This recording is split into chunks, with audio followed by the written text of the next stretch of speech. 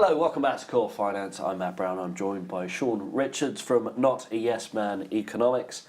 We're going to look at a couple of things today: inflation and employment. Obviously, data out this week.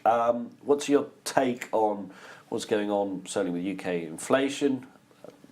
A higher number than expected, but core inflation really isn't going anywhere in the UK. And what does this mean for employment going forward? Well, there are two things about the inflation number. If we start with what they are, although you might not have gathered this from the headlines yesterday, it's turning.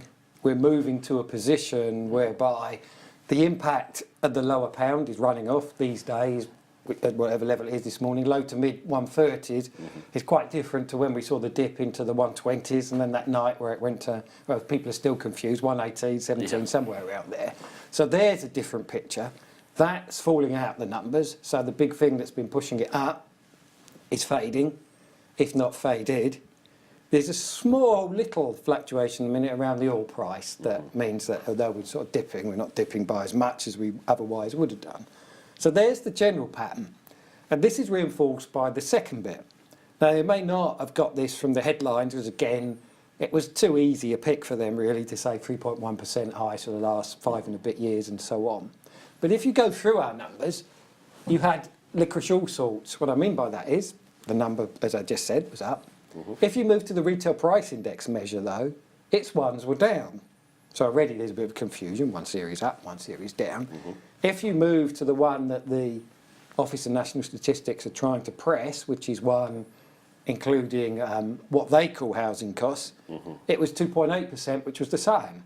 So this is even worse than economists who say on the one hand it might go up, on one hand it might go down, because we've got unchanged as well. And this poses a real problem, I think, for inflation measurement, because it's got ridiculous now. However, you can get any answer you want through picking whatever number you like. If you stay consistent, and I've argued all along, you should have house prices in the housing cost element, then CPIH wouldn't have been 2.8%, it would be roughly 3.1 if you do the maths. So that gives a picture of possibly where we stand, somewhere between there and RPI at 4%. And the trend going forwards, I think, is for that to fall away. The pound stuff will drop out. That will depend how quickly on things like the January sales season, because it's be a very volatile series. So that's where we stand. Moving that on to today, there was an interesting shift if we look at the employment numbers. Slightly good news on wages, slightly better than what they were, the growth, but only a little bit. The general picture remains there the same, of really considering the state of play in the UK economy, how many years of growth we've had, how much employment's picked up, then the wages numbers are very poor. So that's an issue.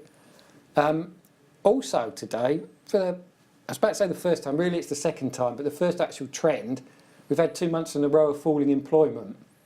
Now that is a change because we've had such a good run. Still the numbers are very good. However, we face a possibility now that we're at some sort of turning point. And here we get a real irony, because economists like me have wanted higher productivity. Well, actually, as we know, output's been going up, employment's down, hours worked down. We've got higher productivity at the moment in the UK. So there's a sort of double irony here, because this has happened at just the time the Office of Budget Responsibility has basically said it will never go up again. There's a sort of irony there. It's a bit like stop losses. Yes. Always comes out at the wrong time. But the next step is, now that it looks like we may have a phase of productivity growth, of course the economists will switch to worrying about employment. So there's the problem. So taking this all in, we've got obviously the Bank of England meeting this week. What are the Bank of England going to look at, and what are their thoughts going to be for 2018? Well, their essential thought is that wage growth will pick up.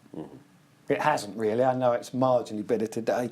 But the real reason for that was actually the particular month of July was very poor, and that dropped out the numbers. October was actually worse than September. So it's hard to argue that there's a rise there. So there's an issue for them. That's a thing to sort of keep them quiet. I think they have to expect inflation to dip away, as I just argued, although they don't really say that. And then the UK economy seems to be bumbling along ever since there have been all sorts of suggestions as to what happened or what might happen after the EU leave vote. But very few would suggest that we'd sort of bumble on at more or less the same rate of growth. Okay, a bit lower than before, the annual rate's dropped. But in general, we've rolled on. World economy is not doing so bad. So what happens if we roll on again through 2018? There'll be a lot of egg on various people's faces. But for the Bank of England, I think mostly at the minute, that leaves them waiting to see what the Fed does. That's the one sort of area that might put a bit more pressure on them, depending which way it goes. Of course, it's going to be a new chair. Might be a change of policy there. And I think that'll be more of an influence than what's happening in the UK. And for, I'll just put it out there, for 2018, is there any need for the Bank of England to even be there or do anything? I mean, could they shut up shop, but move to Birmingham? I think was the call that the Bank of England could be headquarters. Was it Birmingham? Yes, it was actually. It's very amusing. Which probably won't happen. Is it a case of the Bank of England are just going to be sat on their hands for 2018?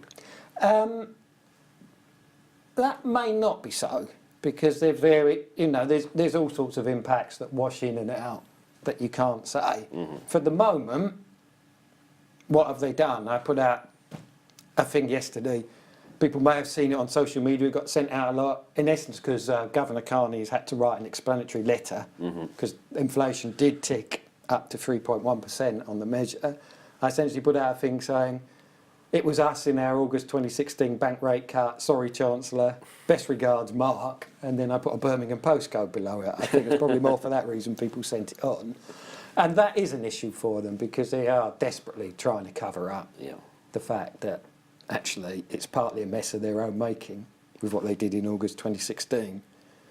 For next year, there are real problems for them because in the current situation, some of them were fans of further bank rate cuts. Now they've actually raised it.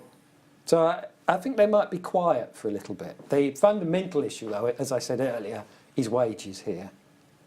They might respond if we see a pickup in wages growth. If we see it carry on as it is, then they're left in a bit of a mess, I think, because yet again they've got wage growth forecasts wrong. And they then looking at inflation, presumably, unless something happens with the oil price, fading away a bit. Well, hopefully Mr. Carney will not need to use his book of stamps that he may have purchased a few weeks ago. But in the meantime, Shaun Richards from Not a Yes Man Economics, thanks very much.